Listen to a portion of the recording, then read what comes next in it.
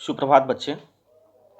वर्ग 8 के लिए हिंदी पाठ्य पुस्तक पाठ 2 से प्रेमचंद द्वारा रचित कहानी मंत्र लेकर आया हूँ।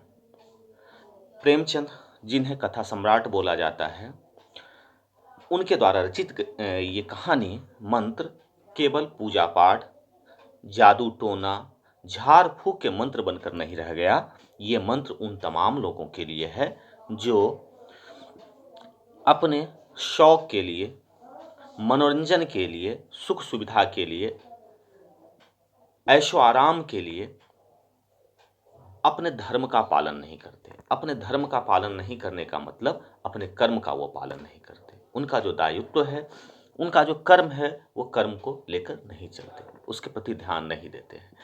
कभी कभी हम ऐसा देखे हैं कि वैमनस्य यानी क्या हुआ, जलन की भावना में आकर हम अपने कर्तव्य को भूल जाते हैं। हमें क्या करना चाहिए हम ये भी भूल जाते हैं। कहानी इसी प्रकार की है। इसके दो पहलू हैं।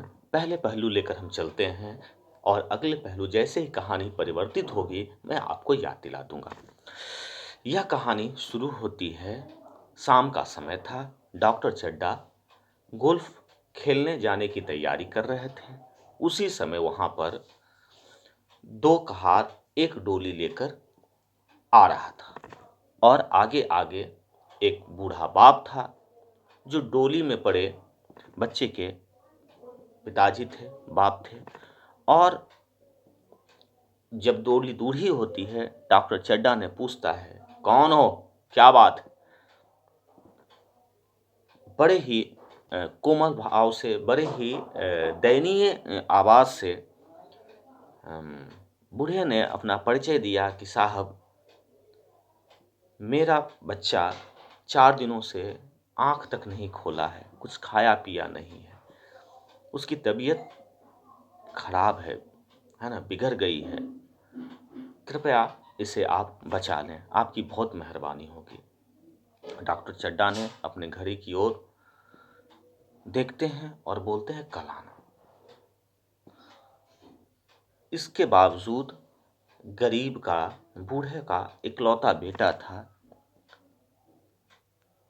डॉक्टर चड्डा से रट लगा रहा था कि साहब देर हो जाएगी, बच्चा हाथ से निकल जाएगा, ये नहीं बच पाएगा, आप ही इसके रक्षक हैं, है ना, और आपके छोड़कर फिर मैं कहाँ जा सकता हूँ, है ना, तो आपकी बड़ी मेहरबानी होगी। बूढ़ा ने उसके पैर पकड़ लिए। प्रेमचंद ने बहुत सारे मुहावरों का, कहानी को जीवंत करने के लिए बहुत सारे मुहावरों का भी इस्तेमाल किया है ना। जैसे पगड़ी उतारना, है ना, तो पगड़ी उतारना यानी अपना सर्वस्व समर्पण कर देना, है ना। पगड़ी यानी इज्जत की बात होती है। उसने अपना पगड़ी उतार कर रख दिया, है ना, कि जो हमारी कमाई हुई धन, मतलब जितने हमारे इज्जत हैं, सभी आपके हैं। आप हमारी रक्षा करें और हमारे मरणासन वाले बेटे को, मरणासन पर पड़े हुए बेटे को जिंदा कर दें। कहानियों के माध्यम से प्रेमचंद ने उज्जर देहाती शब्दों का इस्तेमाल किए हैं, है ना। उज्जर देहाती कहने का मतलब कि कहने के बावजूद भी ये नहीं सुनते, है ना।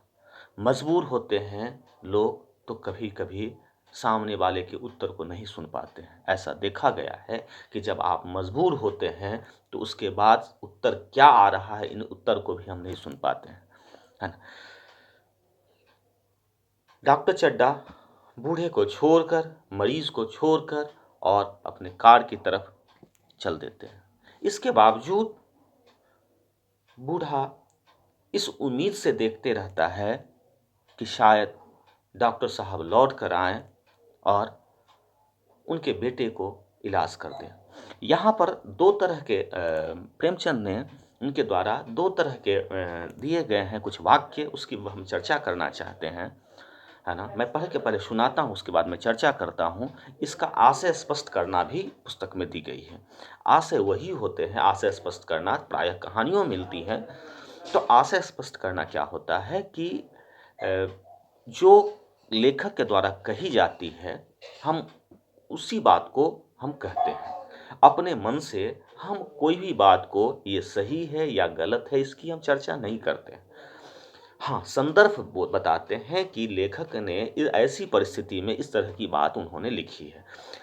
व्याख्या की तरह अपने मन से कुछ आशय स्पष्ट करने में नहीं जोड़ते हैं। ये बिल्कुल अलग होता है व्याख्या से, इसमें व्याख्या से अलग होते हैं, इसमें जोड़ने की अपने मन से जोड़ने की बात नहीं रह जाती है। कहा है उन्होंने, संसार में ऐसे भी लोग होते हैं जो अपने मजे के आगे किसी की जान की परवाह नहीं करते। कोई मनुष्य इतना कठोर कैसे हो सकता है, इसका विश्वास भी नहीं होता। उसके बूढ़ा बाप इस तरह की बातों को सोचता है कि किस प्रकार, है ना, अपने शौक शौक सुविधा के लिए क्या मनुष्य इतने कठोर हो सकते हैं, है ना, कि उसे कुछ भी पता नहीं चलता, सामने वाले की परेशानी को देखते तक नहीं हैं, तो कैसे हो सकते हैं।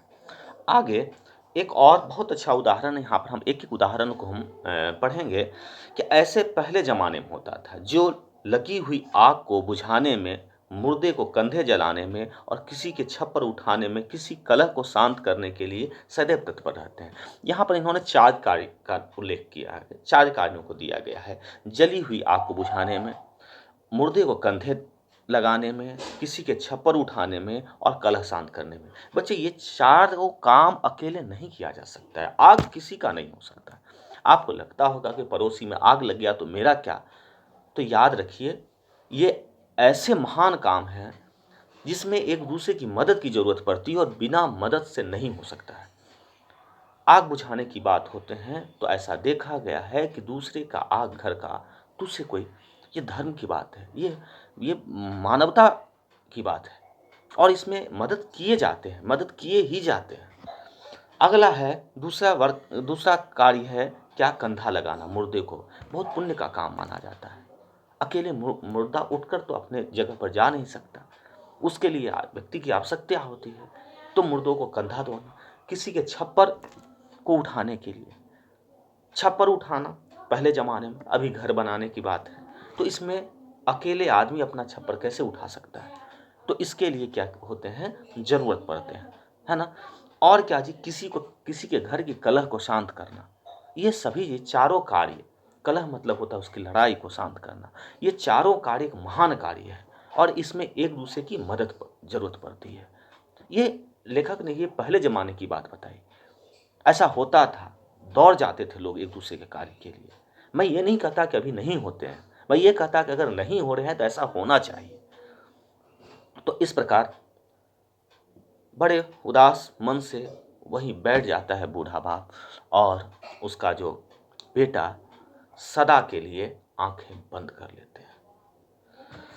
समय का चक्र बदलता है, समय का चक्र बदलता है, मजबूरी और बेबसी पल्ले बदलती रहती है। कभी किसी के समय खराब होते हैं तो कभी दूसरे के समय खराब होते हैं। हमेशा एक समान समय नहीं सभी का रहता है ना। ये पल्ले बदलते हैं। पल्ले बदलने का मतलब कि अगर 2 पल्ले हैं तो कभी इधर रहता है कभी उधर रहता है। समय बदला, मायूस बूढ़ा लौट जाता है और उसके घर में, उसके परिवार में, है ना, कोई सहारा नहीं रह जाता।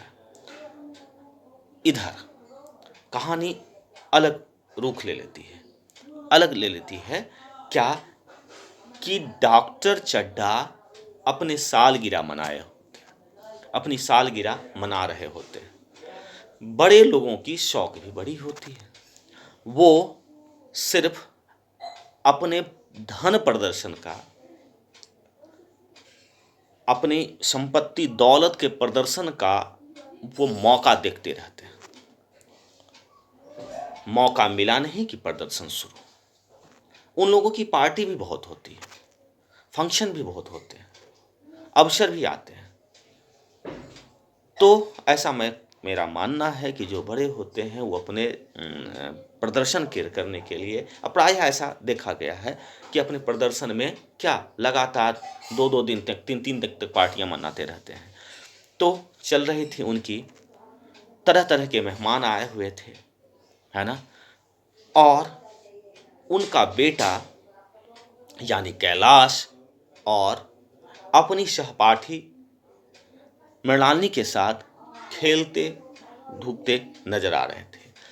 खेल में इतने मशहूर थे कि उनके न सर पे, उन्होंने बताया है लेखक ने, उनके सर पे ना पगड़ी थी और ना पैर में चप्पल। बच्चे जब अपना सुध बुध खो देते हैं तो वो छोड़ देते हैं चप्पल पहन, ऐसे ही दौड़ते नजर आते हैं, है ना। तो मैं कहानी की पहली पहलू को लेकर अब आपके पास आई, दूसरी पहलू के लिए मैं अगले वीडियो के लिए आपका आता हूँ बच्चे, है ना। तब तक के लिए कहानी पढ़ेंगे। धन्यवाद।